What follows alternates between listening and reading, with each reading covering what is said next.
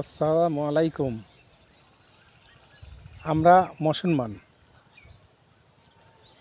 আমরা কোন প্রকৃতির মুসলমান, আর আমরা কোন প্রকৃতির মানুষ? আমাদের তো জ্ঞান কাণ্ড এক একজনের এক এক রকম। এই দেন মাহে রমজান মাস, এখন এমনও ব্যক্তি আছে, উনি বড়লোক মানুষ, উনির আপন ভাই, একই মায়ের পেটের আপন ভাই। এক ভাই ভিক্ষি করে খাচ্ছে, ছায়া চিনতে খাচ্ছে, আর এক ভাই বিশাল ধনী, কিন্তু ওই ভাই দেখতেছে না।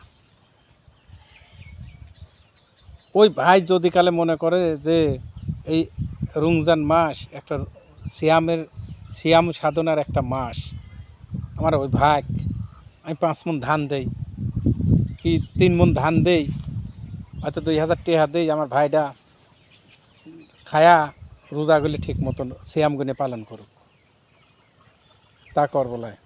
আমরা তো এই প্রকৃতির মানুষ। আমার প্রশ্ন, আপন ভাই হয় আপন ভাগ দেখে না, উনি ছায়া চিনতে খায়,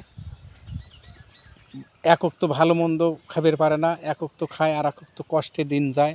আর ওই ভাই বিশাল ধনী, গাড়ি বাড়ি সব আছে, কিন্তু ওই ভাগ দেখে না। আমরা কোন মুসলমান? আমরা কোন মানুষ?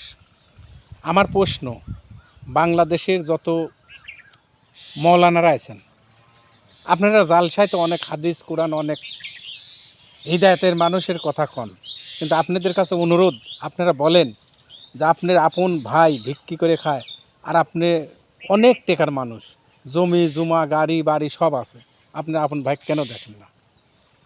তাহলে কোনটা ভালো? এই এই এই আমি হুজুরের কাছে এই প্রশ্নটা, আপনারা যেখানেই মাহফিল করেন, আপনারা যেখানেই জালসা করেন, আপনাদের কাছে এরই আমাদের দাবি থাকবে, বাংলাদেশের সাধারণ মানুষ, আমরা তো সাধারণ মতো হাদিস কোরআন হিসাবে বেশি বুঝি না, আপনারা এই কথাগুলো আলোচনা করেন যে আপন ভাই দেখে না কেন?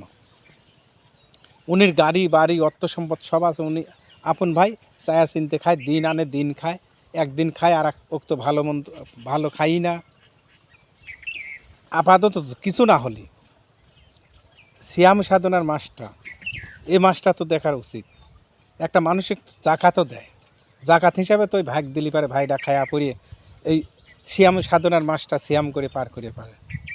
এই হুজুরের কাছে প্রশ্ন, আপনারা যেখানেই জালসা করেন মাহফিল করেন, কথাগুলো একটু আমাদের মতন লোকে একটু কানের বিদিন দেন, আমরা একটু বুঝি। আমরা তো অজ্ঞানী, আমরা তো ভালো জ্ঞানী মানুষ না। আপনারা এই কাজগুলি করবেন, আমাদের অনুরোধ থাকবে সাধারণ মানুষের। আসসালামু আলাইকুম।